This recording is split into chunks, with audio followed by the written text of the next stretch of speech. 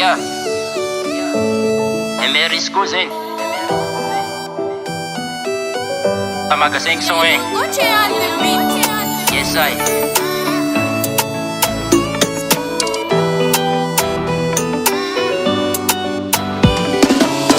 Efa hainao tsara tseny aby andohany fa mbola anao fon le tokana anatin'ny foko.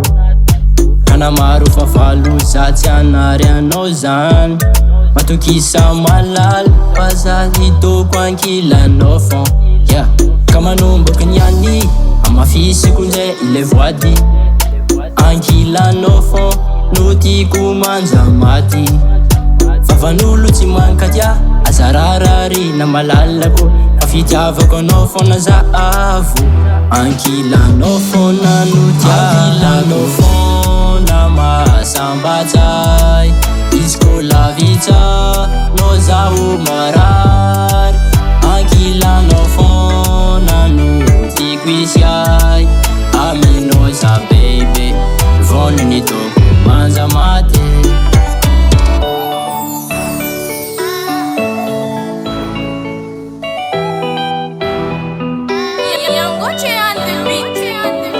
Rehefa lavitranao za tena marary tena tsy azoko ny haiko raha tsy anilanao.